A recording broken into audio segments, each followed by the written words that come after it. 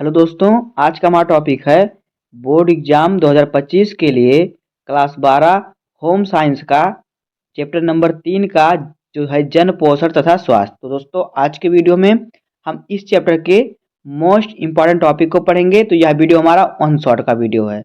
इसका मतलब कि हम आज के वीडियो में हम इस चैप्टर के सभी मोस्ट इम्पॉर्टेंट टॉपिक को पढ़ लेंगे जो हमारे बोर्ड एग्जाम 2025 के लिए मोस्ट इम्पॉर्टेंट है। तो आइए वीडियो को स्टार्ट करते हैं। वीडियो आपके लिए मोस्ट इम्पॉर्टेंट है तो वीडियो को स्किप ना कीजिएगा। तो देखिए, इस चैप्टर में पहला टॉपिक हमारा क्या है। देखिए, पहला हेडिंग हमारा है कि जन स्वास्थ्य पोषण क्या है। यानी जन स्वास्थ्य यानी लोगों का स्वास्थ्य का लिए पोषण क्या है। तो देखिए, जन स्वास्थ्य पोषण क्या है। तो देखिए क्या होता है। जन स्वास्थ्य पोषण अध्ययन का वह क्षेत्र है जो अच्छे स्वास्थ्य को बढ़ावा देने से संबंधित है। यानी जिससे अच्छे स्वास्थ्य को बढ़ावा मिलता है, यानी रोग मुक्त होता है। इस उद्देश्य के लिए यह पोषण संबंधी समस्याओं का समाधान करने वाली सरकारी नीतियों और कार्यक्रमों द्वारा पोषण संबंधी समस्याओं का समाधान करता है। क्या करता है ये जो जन स्वास्थ्य पोषण है, क्या करता है, सरकारी नीति और कार्यक्रम द्वारा पोषण संबंधी समस्याओं का समाधान करता है। जैसे कि बहुत नियम चलते हैं, जैसे कि कभी कभी जो देखिए ना, सरकारी नियम चलता है कि कुपोषण का सुई रखता है बच्चों को, जिससे बच्चों में कुपोषण ना फैले। इस प्रकार से कोरोना का जो वैक्सीन लगा हुआ था जिससे कोरोना ना हो, इसी प्रकार से सरकारी नीतियां और अन्य कार्यक्रमों द्वारा पोषण संबंधी समस्याओं का समाधान किया जाता है। यानी पोषण, जिससे उनके स्वस्थ शरीर स्वस्थ रहे। आगे देखिए, समाज के संगठित प्रयासों द्वारा स्वास्थ्य को उन्नत करना और रोगों की रोकथाम करते हुए जीवन अवधि को दीर्घ बनाने की कला और विज्ञान जन पोषण है। जीवन को अधिक दीर्घ बनाने की कला जो है क्या है, विज्ञान का जन पोषण है। अगला हेडिंग देखिए क्या है, जन स्वास्थ्य की संकल्पना। जन स्वास्थ्य की संकल्पना। तो देखिए, जन स्वास्थ्य की संकल्पना का अर्थ है सभी लोगों के स्वास्थ्य की रक्षा और बढ़ावा देने के लिए समाज द्वारा किए गए सामूहिक प्रयास। जन स्वास्थ्य की संकल्पना का अर्थ क्या है, सभी लोगों के स्वास्थ्य की रक्षा, स्वास्थ्य यानी उनके कोई बीमारी ना हो पाए, और स्वास्थ्य की रक्षा और बढ़ावा देने के लिए कि समाज द्वारा किए गए सामूहिक प्रयास है। समाज द्वारा ये सब प्रयास किया जाता है। ये है जन स्वास्थ्य की संकल्पना। अगला हेडिंग देखिए क्या है, जन स्वास्थ्य पोषण का लक्ष्य। जन स्वास्थ्य पोषण का लक्ष्य क्या है। तो देखिए, जन स्वास्थ्य पोषण का लक्ष्य अल्प पोषण और अति पोषण दोनों की रोकथाम करना और लोगों के अनुकूलतम पोषण स्तर बनाए रखना है। जन स्वास्थ्य पोषण का लक्ष्य क्या है, अल्पोषण और अति पोषण दोनों की रोकथाम करना था, लोगों के अनुकूलतम पोषण स्तर को बनाए रखना, लोगों का पोषण अनुकूल रहे।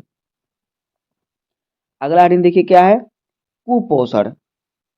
क्या है, कुपोषण। तो देखिए, कुपोषण क्या है, कु अर्थात की बुरा, कु का अर्थ होता है बुरा, और कुपोषण अर्थात की बुरा पोषण। बुरा पोषण यानी जो खराब पोषण।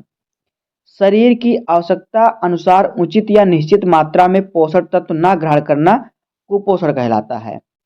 आप देखते होंगे, आपके आसपास बहुत लोग ऐसे होंगे जिनका शरीर पूरा एकदम सूखा रहता है, पूरा उनके लगता है इनके खाना पीना इनके लिए कुछ लगता ही नहीं। तो इस प्रकार से अगर आप आवश्यकता अनुसार उचित और निश्चित मात्रा में पोषण तत्व न ग्रहण करें तो कुपोषण कहलाता है। कुपोषण यानी बुरा पोषण, बुरा आहार। अब देखिए, अगला हेडिंग है कुपोषण के प्रकार। तो देखिए, अपर्याप्त पोषण, पहला है अपर्याप्त पोषण। तो देखिए, अपर्याप्त पोषण क्या होता है, अपनी शारीरिक आवश्यकताओं की पूर्ति के लिए एक निश्चित मात्रा में पोषक तत्वों से कम मात्रा अपने भोजन से प्राप्त करता है। इसके कारण वृद्धि और विकास रुक जाता है, जिससे अनेक रोग हो सकते हैं। अपर्याप्त पोषण क्या है, अपने शरीर की आवश्यकताओं की पूर्ति के लिए जितना मतलब जितना कि उसे तत्व की आवश्यकता है, क्या करे, एक निश्चित मात्रा में पोषक तत्वों से कम मात्रा अपने भोजन से प्राप्त करे। यानी उससे क्या करे, कम, जितना शरीर को पूर्ति के लिए आवश्यक है उससे कम मात्रा में उसे पोषक प्राप्त हो। इसके कारण शरीर का वृद्धि विकास रुक जाता है, जिससे शरीर को अनेक रोग होते हैं। यह है अपर्याप्त पोषण, यानी पर्याप्त पोषण ना मिल सके। आगे देखिए क्या है, असंतुलित पोषण। तो देखिए असंतुलित पोषण क्या है? जब व्यक्ति को शारीरिक आवश्यकताओं की पूर्ति के लिए निश्चित मात्रा में पोषक तत्वों के होने के स्थान पर पोषक तत्वों की मात्रा असंतुलित होती है, तो ऐसी स्थिति में व्यक्ति का पोषण असंतुलित पोषण कहलाता है। यानी जब व्यक्ति को शारीरिक आवश्यकताओं की पूर्ति के लिए निश्चित मात्रा में जो पोषक तत्व हैं, तत्व होने के स्थान पर उतना तत्व उन्हें मिलता है, लेकिन उनके पोषक तत्वों की मात्रा असंतुलित है, मतलब बिगड़ती जाती है, तो ऐसी स्थिति में व्यक्ति का पोषण असंतुलित कहलाता है। आगे देखिए अगला हेडिंग क्या है? जन पोषण स्वास्थ्य का महत्व। देखिए क्या है? यदि समय पर इन समस्याओं को नियंत्रित नहीं किया जाता तो शारीरिक, मानसिक और संज्ञानात्मक विकास रुक जाता है। यानी शरीर का विकास, मानसिक विकास और फिर संज्ञानात्मक यानी जो यौन विकास है वो भी रुक जाता है। यह जीवन की उत्पादकता और गुणवत्ता पर प्रभाव डालती है। यदि हम कुपोषण का समाधान कर लें तो हम भारत के विकास और आर्थिक वृद्धि में सहायक हो सकते हैं। तो भारत के विकास, उसकी आर्थिक वृद्धि में हम क्या हो सकते हैं? सहायक हो सकते हैं। अब देखिए आगे देखिए भारत में अधिक समस्या अल्प पोषण है। अल्प पोषण यानी कम पोषण तथा अति पोषण भी बढ़ रहा है। धीरे धीरे बच्चे शारीरिक गतिविधियां कम करने लगे हैं। इसके अतिरिक्त खाद्य पदार्थ कम स्वास्थ्यकर हो गए हैं। बच्चे आजकल खाते हैं, पड़े रहते हैं, शारीर से थोड़ा जो काम होता है कम करते हैं, शारीरिक थकाव वाला काम कम करते हैं, मेहनत वाला काम। और इसके अतिरिक्त जो खाने पीने की चीजें हैं उसमें भी स्वास्थ्यकार कम हो गया है। अतः भारत कुपोषण का दोहरा भार उठा रहा है, अर्थात यहाँ अल्प पोषण तथा कुपोषण दोनों ही हैं।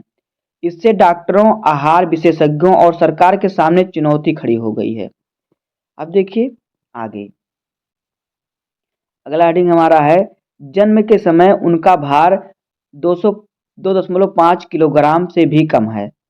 यानी 2.5 किलोग्राम से कम होता है जिन बच्चों का वजन जन्म के समय। तो देखिए इस कमी के साथ जीवन प्रारंभ करने वाले शिशुओं का स्वास्थ्य, वृद्धि और विकास की सभी अवस्थाओं में निम्न स्तर तक ही रहता है। जिन बच्चों का जन्म के समय भार 2.5 किलो से कम रहता है, उनका क्या होता है? उनका जीवन स्तर जो होता है प्रारंभ से ही उनका जो स्वास्थ्य, वृद्धि और विकास जो होता है निम्न स्तर यानी कम स्तर पर होता है। अब देखिए आगे अगला आइटम देखिए क्या है? कुपोषण का दोहरा भार। तो देखिए यदि सरकार कुपोषण की समस्या पर नियंत्रण पा लेती तो भारत के विकास और आर्थिक प्रगति की दर में वृद्धि हो सकती है। यदि भारत सरकार कुपोषण की संख्या जो कुपोषण है इसकी समस्या पर नियंत्रण पाले, काबू पाले, तो भारत के विकास और आर्थिक जो प्रगति है इसकी दर में वृद्धि हो सकती है। अब देखिए आगे देखिए क्या है? भारत में पोषण संबंधी समस्याएं। देखिए पहला क्या है? प्रोटीन ऊर्जा कुपोषण समस्याएं। प्रोटीन ऊर्जा कुपोषण समस्याएं। तो देखिए यह जरूरत से कम भोजन लेने या ऊर्जा और प्रोटीन का कम ग्रहण करने से होता है। जो प्रोटीन ऊर्जा कुपोषण है ये जरूरत से कम भोजन लेने या ऊर्जा और प्रोटीन का कम ग्रहण करने से होता है। बच्चों को प्रोटीन ऊर्जा कुपोषण का खतरा अधिक होता है। भोजन और ऊर्जा की कमी से होने वाला गंभीर अल्पपोषण मरम्मरा कहलाता है। क्या कहलाता है? अल्पपोषण मरम्मरा कहलाता है। और प्रोटीन की कमी से कोसी कोसी औरकर हो जाता है। कोसी औरकर एक प्रकार की बीमारी है, ये हो जाता है प्रोटीन की कमी से। आगे देखिए क्या है अगला? अगला है सूक्ष्म पोषकों की कमी। तो देखिए यदि आहार में ऊर्जा और प्रोटीन की मात्रा कम होती है तो इससे अन्य सूक्ष्म पोषक जैसे कि खनिजों और विटामिनों की मात्रा कम होने की संभावना होती है। तो कम होती है तो तत्व vitamin A, iodine, zinc, calcium, vitamin D की कमी होती है इसमें। आगे देखिए लौह तत्व की कमी से अरक्ता यानी आईडीए। तो देखिए यह तब होता है जब शरीर में हीमोग्लोबिन का बनना काफ़ी कम हो जाता है, जिसके कारण रक्त में हीमोग्लोबिन का स्तर कम हो जाता है। शरीर में ऑक्सीजन के पहुंचने के लिए हीमोग्लोबिन की आवश्यकता होती है। कोई भी शारीरिक कार्य करने पर पर अतः सांस फूलने लगती है। आपको जब ये बीमारी होगी, लौह तत्व की कमी होगी, तो आप कोई भी काम करेंगे तो आपको सांस फूलने लगेगा, यानी ऑक्सीजन की कमी होने लगेगी। इसकी कमी गर्भवती महिलाएं, किशोरियों और बच्चों में पाई जाती है। आगे देखिए क्या है, विटामिन ए की कमी, वीडीए। तो देखिए, विटामिन ए स्वास्थ्य एपिथीलियम, समान दृष्टि वृद्धि और रोग प्रतिरोधकता के लिए आवश्यक है। विटामिन ए की कमी से रतौंधी हो जाता है और संक्रमण का खतरा बढ़ जाता है। विटामिन ए की कमी से क्या होता है, रतौंधी रोग होता है। आगे देखिए क्या है, आयोडीन हीनता विकार। देखिए, सामान्य मानसिक और शारीरिक वृद्धि और विकास के लिए आयोडीन की आवश्यकता होती है। इसकी कमी के कारण थायरॉइड हार्मोन कम मात्रा में बनता है। आगे देखिए, इसकी कमी में थायरॉइड ग्रंथि बढ़ जाती है और यह बढ़ा हुआ थायरॉइड गवाइडर कहलाता है। क्या कहलाता है, गवाइटर कहलाता है। गर्भावस्था में आयोडीन की कमी से भ्रूण में मानसिक मंदता और शारीरिक कमियां हो जाती हैं। जब कोई गर्भवती महिला होती है, उसमें अगर आयोडीन की कमी है तो भ्रूण का मानसिक मंदता जो होती है कम हो जाती है और शरीर में उसकी कमियां हो जाती हैं, बीमारी हो जाता है। आगे देखिए, आगे देखिए क्या है, पोषण समस्याओं का सामना करने के लिए कार्य नीतियां। देखिए क्या है, राष्ट्रीय पोषण नीति 1993। तो देखिए इसमें क्या है, देखिए, इसे महिला और बाल विकास विभाग ने तैयार किया। कुपोषण की समस्या को कम करना, इसका जो नीति है क्या है, कुपोषण की समस्या को कम करना और 0 से 6 वर्ष आयु समूह के बच्चे, गर्भवती महिलाएं, दुग्धपान कराने वाली माताओं के लिए समेकित बाल विकास सेवाएं, आवश्यक खाद्य पदार्थों का पुष्टिकरण। आगे देखिए क्या है, कम कीमत वाले घोषण पदार्थों का उत्पादन, संवेदनशील वर्गों में सूक्ष्म पोषकों की कमी पर नियंत्रण लाना। आगे देखिए क्या है, आगे पोषक संबंधी समस्याओं से जूझने के लिए बनाई गई नीतियां। तो देखिए क्या है, आहार अथवा भोजन आधारित कार्य नीतियां। क्या, आहार अथवा भोजन पर आधारित कार्य नीतियां। तो देखिए क्या है, आहार अथवा भोजन आधारित कार्य नीतियां ये व्यापक योजनाएं हैं जो पोषणहीनता को कम करने के लिए भोजन को माध्यम के रूप में प्रयोग करती हैं। ये सूक्ष्म पोषकों की कमी को रोकने के लिए सूक्ष्म पोषक समृद्ध खाद्य पदार्थों के उपभोग को बढ़ावा देती हैं। इस योजना के लाभ लंबी अवधि तक मिलते रहेंगे। ये लागत प्रभावी है। आगे देखिए, कुछ महत्वपूर्ण भोजन आधारित उपयोग हैं, आहार में परिवर्तन, पोषण, स्वास्थ्य शिक्षा, घरेलू बागवानी आदि। अब देखिए आगे क्या है, पोषण आधारित दृष्टिकोण। तो देखिए, पोषण आधारित दृष्टिकोण, इसमें संवेदनशील समूहों को पोषक पूरक भोजन पदार्थ किए जाते हैं। जो पोषक पूरक पदार्थ भोजन होते हुए पदार्थ दिए जाते हैं इन्हें। यह भारत में विटामिन ए और लौह तत्व के लिए उपयोगी की जाने वाली एक अल्पावधि नीति है। क्या, पोषक आधारित दृष्टिकोण। अब आगे देखिए क्या है, अगला हेडिंग है देश में चल रहे पोषण कार्यक्रम। तो देखिए क्या है, नंबर 1 है एकीकृत बाल विकास योजनाएं, दूसरा है पोषणहीनता नियंत्रण कार्यक्रम, चौथा है आहार पूरक कार्यक्रम, पांचवा है भोजन सुरक्षा कार्यक्रम।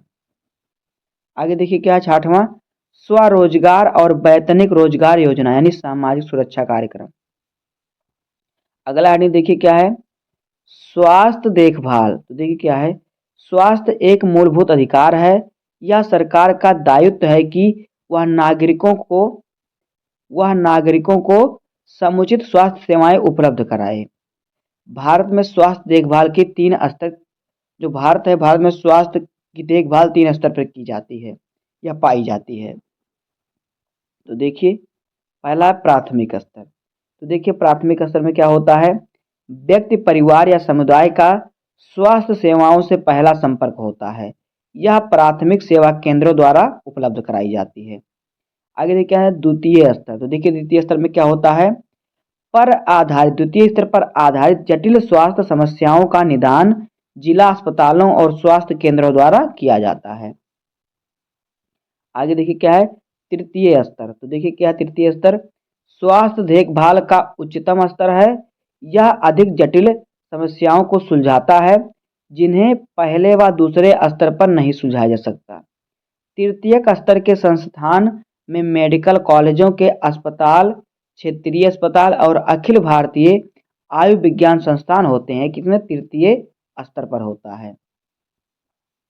अगला हेडिंग है कार्य क्षेत्र। तो देखिए कार्य क्षेत्र क्या है, कार्य क्षेत्र में पहला हेडिंग हमारा है जन पोषण विशेषज्ञ की भूमिका। तो देखिए पोषण स्वास्थ्य का महत्वपूर्ण निर्धारक है। जन पोषण विशेषज्ञ सामुदायिक, यहाँ पे रहेगा महत्वपूर्ण, महत्वपूर्ण यहाँ पे रहेगा। तो जो पोषण है स्वास्थ्य का महत्वपूर्ण निर्धारक है। जन पोषण विशेषज्ञ सामुदायिक पोषण विशेषज्ञों भी कहलाते हैं। जो जन सामुदायिक होता है, जन पोषण विशेषज्ञ सामुदायिक पोषण विशेषज्ञ कहलाता है।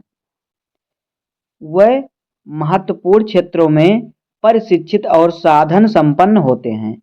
एक सामुदायिक पोषण विशेषज्ञ निम्न परिस्थितियों में कार्य कर सकता है। निम्न देखिए किन परिस्थितियों में कार्य कर सकता है, आगे देखिए, अस्पतालों द्वारा रोकथाम तथा शिक्षा के लिए किए जाने वाले कार्यक्रम में भाग लेने के रूप में। दूसरा है, ये पहला हो गया। दूसरा देखिए क्या है, राष्ट्रीय समेकित बाल विकास सेवाओं में भाग लेने के रूप में। तीसरा देखिए क्या है, सरकारी स्तर पर परामर्शदाता के रूप में। आगे देखिए क्या है, सरकार के सारे विकासात्मक कार्यक्रमों में कार्य करने के रूप में।